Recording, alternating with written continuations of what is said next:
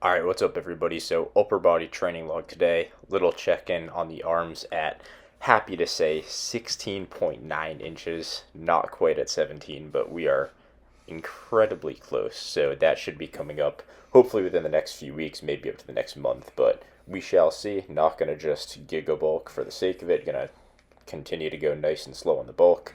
The 17 inches will happen. I'm a patient guy. So, what you're seeing up first is dumbbell bench. As of now, I'm doing these once a week. Decent amount of stretch focus here, as you can tell, so I'm getting down nice and low. One common mistake that I see on these is a lot of people lower it down so the big chunky part of the dumbbell touches their pec.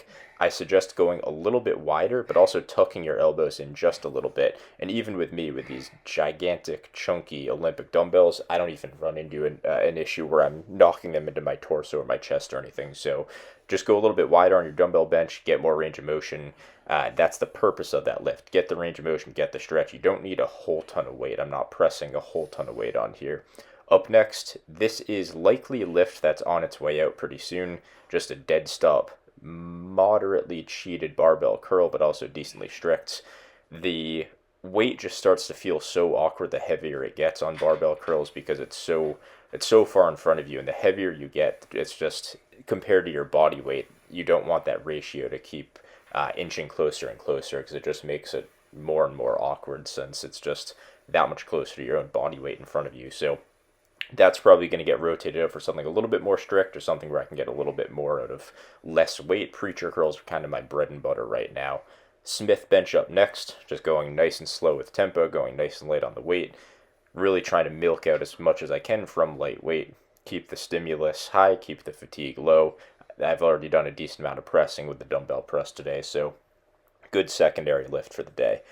Wide grip pull ups up next. Pull ups have been in the rotation for the first time in a really long time. I ended up buying a mini loading pin that actually does work pretty well for me considering my power rack and ceilings are pretty short. So works fine. Repping out 45 pounds there. Nothing too crazy, just getting back into it. Don't necessarily judge me for the proximity to failure here because I am recovering from a little bit of some AC joint inflammation. Nothing too crazy, no injury or anything. I'm fine, so don't watch what I'm doing and think this is an okay effort. This is generally a little bit lower than I'd want to train. However, the technique is great. Going to compliment myself on that. So take what you will. The technique, good looking reps right there. That's for sure. Up next, an underhand grip lat pull down. I find that anything narrow or neutral or slightly supinated just feels incredible for the lats. So this has been in rotation once a week. I've made the mistake of trying to do this lift 2 or 3 times a week, and it just gets stale really quickly. I've been milking it out for about 8 or 10 weeks at this point, only doing it once a week, and it just feels really nice. So for me, some movements I can train 3 times a week, and it's totally fine. No nagging pains or injuries. Progress is steady, and it feels nice. With lat movements in particular, especially this one, they tend to just get stale pretty quickly. So tempo and technique focus here. I'm just focusing on feeling my lats as much as I possibly can. Not something I get a whole ton out of on heavy-ish pull-ups. So good mind-muscle connection there. Train them hard, especially on that final set. Really kind of leaving all I have on the table. Smith JM's up next. I did do a technique change on this. So before, if you watched my old training logs, I would lower it to kind of my collarbone or neck area, and I would just basically just smush my elbow, like try and get my wrist to touch my shoulder, get down as low as I possibly could.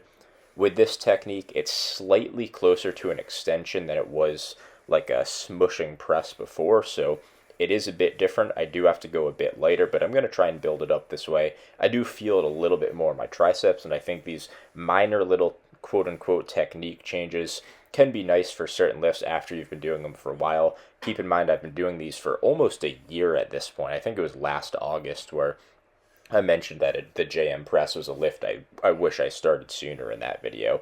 Time flies. It's kind of ridiculous. But up next, close grip preacher curls. Showing off my almost 17-inch arms at this point, so we're getting there. Don't want to speak too soon because I do still have to make that happen. But grinding these out, one thing you'll notice with me on these isolation lists for the most part is I just leave it all on the table effort-wise. That's how you get the most out of it. And I don't think my arms would be growing as much as they are if I wasn't taking my arm training this seriously. This is something I've preached forever, as you guys know, but really like going for that extra 1 or 2 reps that you think you don't have, but you truly do have. It really is a difference maker, in my opinion, when it comes to these isolation lifts. So, like grinding out that final rep, and even if you watch this last eccentric, like stuff like this, just to go a little bit above and beyond and kind of embrace that kind of discomfort is key. And then here's my finisher, just a unilateral rear delt raise. And I'm really just focusing on getting that mind muscle connection with the rear delt on these. So 3 sets of 10 on these. That's all I got for you guys today.